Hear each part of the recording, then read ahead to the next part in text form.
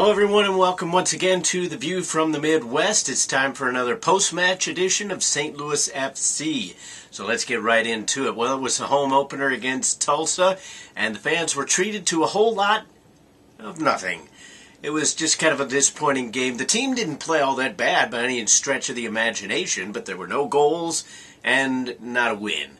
Unfortunately for the fans in attendance, the fireworks post-match were about the most exciting thing that actually happened. The game itself really wasn't all that bad, but before I get into that, I want to send a shout out to that guy who actually recognized me at the St. Louis FC game. That was kind of a bit of a thrill for me due to the fact that I mean, sometimes I look at the numbers, but I know that the numbers aren't that great in terms of who watches my show, so a lot of times I just kind of assume that I'm doing it for myself. So it was nice to be recognized, and I appreciate you watching. Getting back into the match, though, St. Louis FC started things off fairly well. I really liked what they were doing, sending the long balls over the top, trying to get it onto Herrera, and he was doing a great job running into it. Just couldn't find that final touch. That ball just wouldn't quite get there.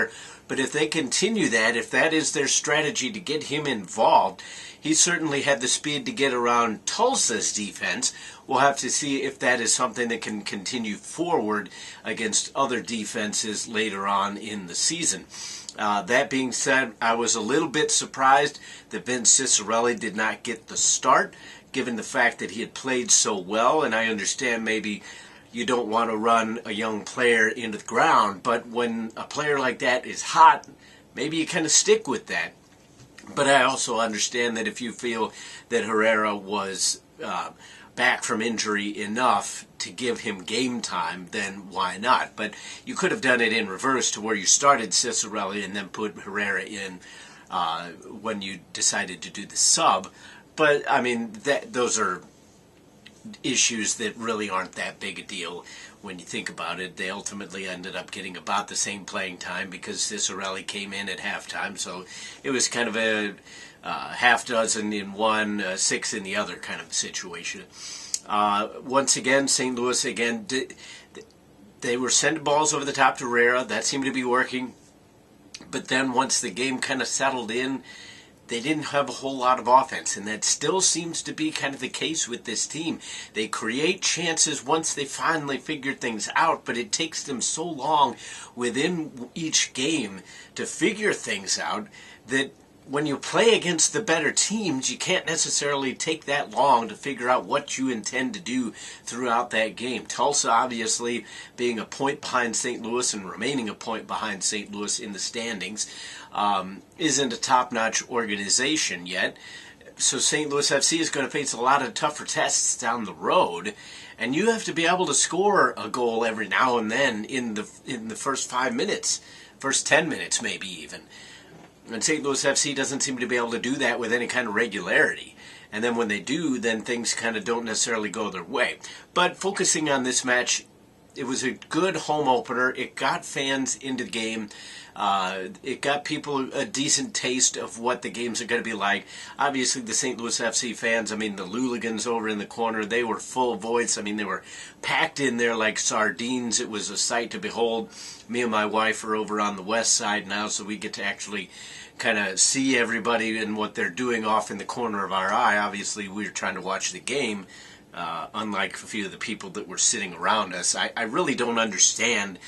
I mean, I understand that it's a social event, and you come there to be with your friends and for the kids to be with their friends and kind of hang out and stuff, but when people are literally sitting in their seats and turned around towards us, who were sitting 2 rows behind them, the whole time, it gets to be a ridiculous situation. But they paid their money, they can do whatever they want to a certain degree. It's irritating, though, I will say that. Again, St. Louis FC in the second half, they seemed to press a little bit more. They got a lot more up the tack on the wings, but there just wasn't that final ball. They were sending a lot of balls into the area, but again, they just don't seem to have everything on the right page yet, because they were sending long balls in for Jamil Hardware, who is a good player, very good player, but he's not necessarily the tallest player. So when you're trying to send balls in to a guy who isn't exactly very tall, and he's going up against center backs that are probably 3, 4, 5 inches taller than him, these aren't high percentage chances. They've got to get some of their taller guys into the box and look for them, not necessarily look for the guy that might be the shortest one on the field. So St. Louis FC, they played a decent game overall. I was happy with the performance. I didn't feel anybody mailed it in. There was great energy to start the game, and that's been something that's been a little bit lacking, not only this season, but last season.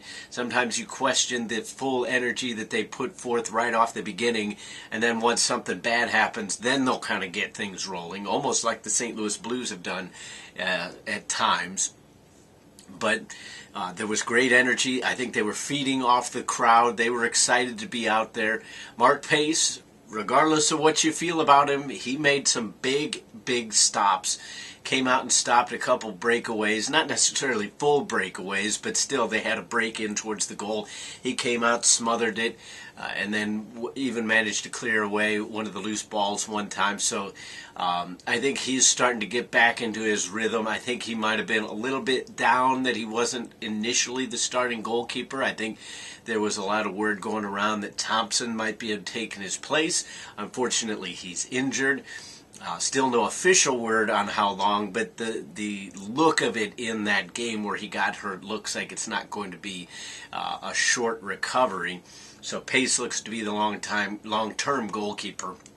And if he can play like he did in this game, then St. Louis FC is set at the back. Because if he is on his game, he's almost like Simon Mignolet for Liverpool, where he has a lot of faults. You're not going to take that away. You can't forget about all that, but he is a good shot stopper. When he is on his game, he is an excellent goalkeeper, and that is what you have to hope each game going in, that you are going to get that form of Mark Pace. And if St. Louis FC gets that, then they're going to have a chance to push forward because they don't have to worry about every single thing at the back. Very decent defensively. There were a few holes. There were a few chances where Tulsa was getting up the wings with a lot of speed, but the defense managed to come around on the other side and snuff it out. So a good defensive effort overall. The only thing that was lacking was obviously goals. Outside of that, a decent first game. Decent match to watch at home. Obviously, the energy in the crowd and everything made it much better. If there was not half that crowd there, it might have been a little bit tougher to watch. But ultimately, St. Louis FC gave us something to build on. They have an away match next week. They'll be back home at the end of April. I hope to see all of you out there. What did you think of this opening match here at home? Was it a good one? Was it kind of a stinker? And we're just kind of hoping that it was better than it might have actually been. Let us know down in the comment section. Keep the conversation rolling. But that is it for me. That's it for the View from the Midwest post-match edition. Until the next time, I'll see you then.